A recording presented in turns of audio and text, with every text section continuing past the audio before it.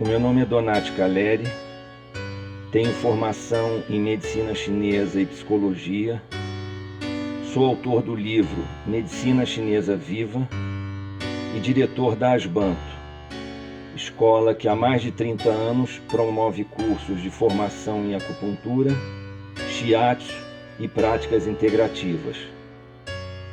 Por conta disso, tenho profunda admiração, respeito e encanto pela medicina tradicional chinesa. E o propósito do vídeo que vocês irão assistir, fruto dos nossos cursos, é o de compartilhar os conhecimentos da medicina tradicional chinesa, utilizando uma linguagem contemporânea. Espero que vocês gostem e se inscrevam no canal. Obrigado.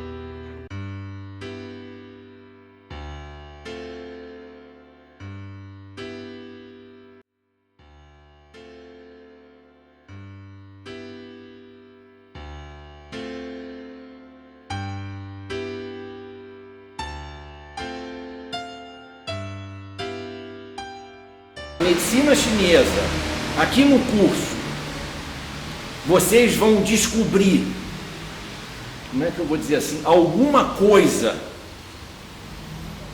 nesse corpo humano que seja alguma coisa que só o chinês que conhece isso, você entende? Não, isso tudo que está no corpo aqui é o que está, é a realidade. O chinês só pode falar dessa realidade.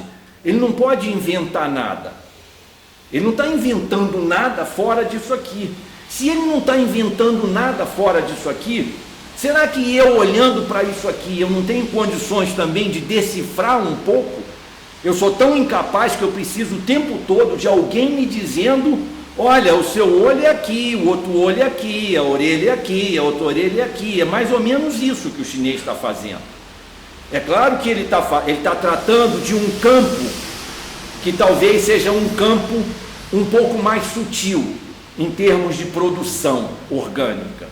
Ele não está tão preocupado em definir a estrutura do osso, o movimento do osso. Ele está preocupado, embora ele, volto a dizer, reconhece tudo isso, ele está mais preocupado em falar de outros aspectos que nós vamos ver aqui.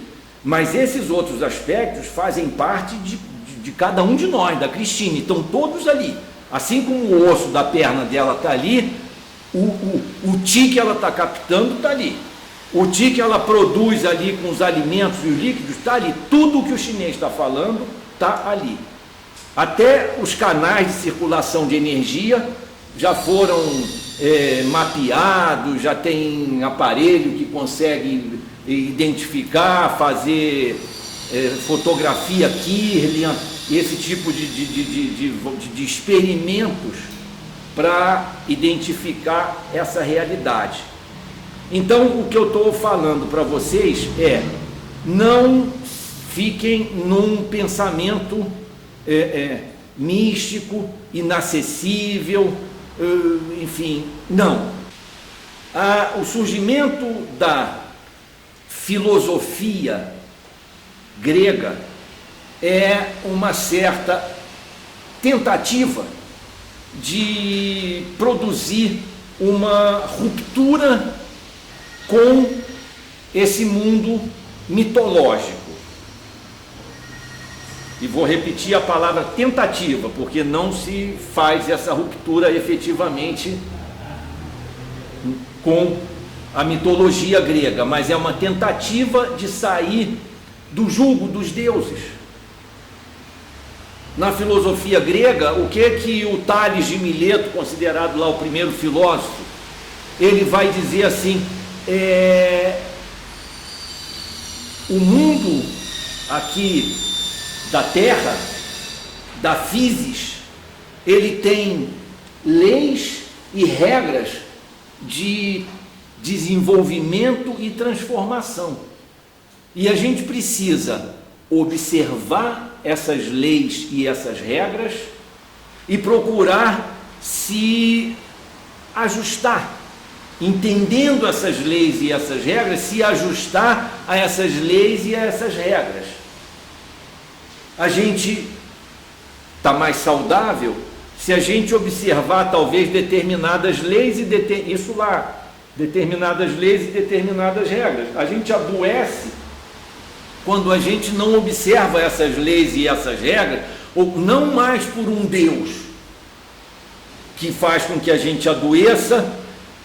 Na China está acontecendo um processo parecido com esse também, um certo desprendimento de um mundo de deuses, de deidade, de um Olimpo, de uma mitologia chinesa, para um mundo onde as leis e regras da natureza, esse macrocosmo, essa physis, o nome que a gente queira dar, e aí são vários sinônimos, essa physis passa a ser mais determinante sobre a sua vida.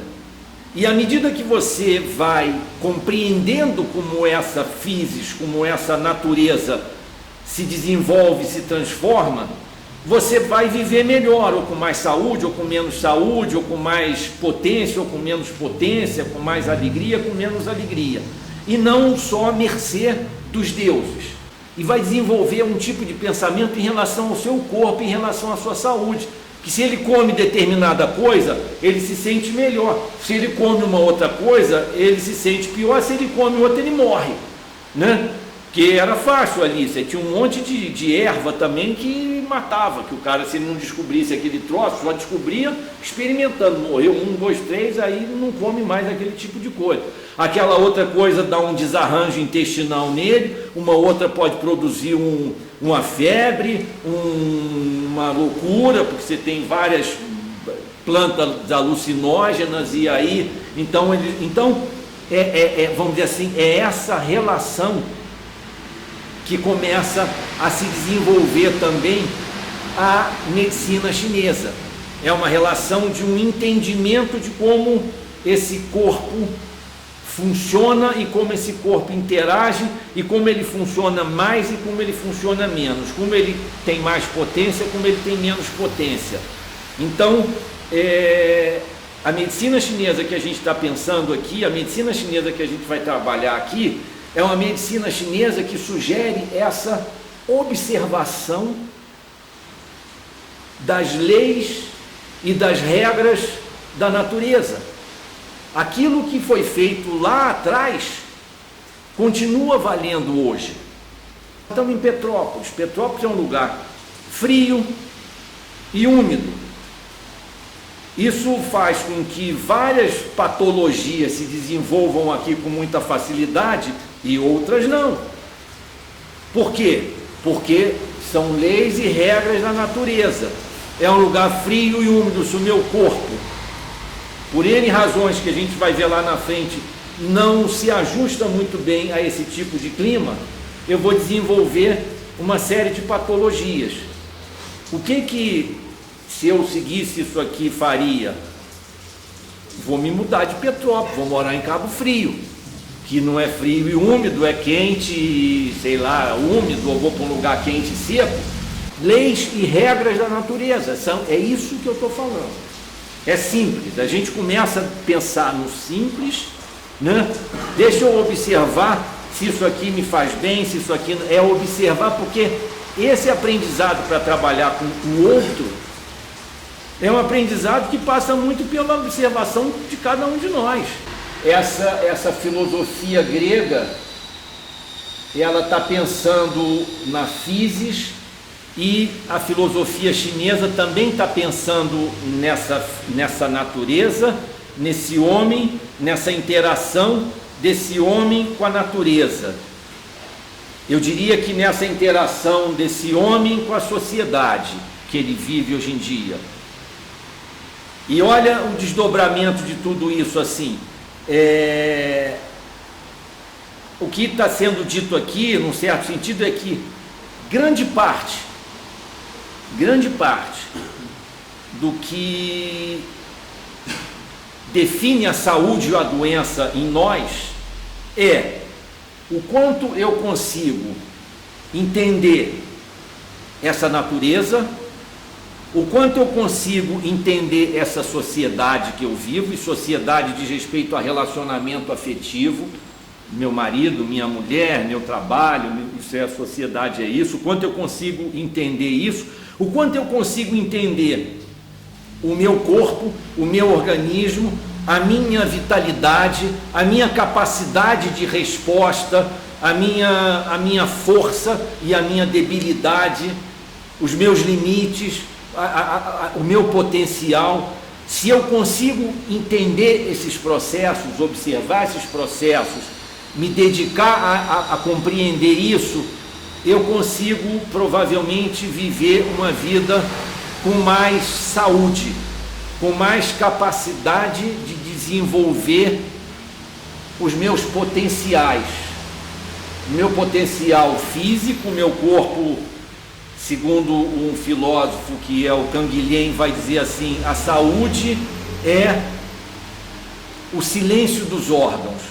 Interessante essa visão, assim, como no sentido assim de, se eu acordo, não estou sentindo nada, não está tudo bacana, pô, isso aí já é um sinal de saúde, né?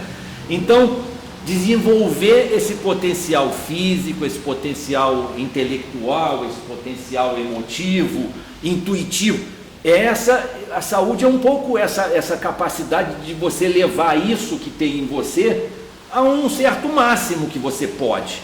Se você está o tempo todo sentindo uma dor disso, uma dor daquilo, que te inviabiliza caminhar, te inviabiliza isso, te inviabiliza pensar, te inviabiliza produzir pensamento, você fica com aquele pensamento só negativo, grudado nele, olha que saúde é essa, né? Que saúde é essa? Então, de certa forma, é isso que a gente está falando, é essa observação e esse entendimento, essa compreensão e essa tradução desses processos da natureza, da physis, desse processo da sociedade que a gente vive e do nosso corpo, do entendimento da singularidade do nosso corpo. Entender isso aí já é bastante coisa, para a gente saber sobre o que é por natureza e o que é por convenção. Essa ideia é uma ideia de uma escola grega pré-socrática atomista,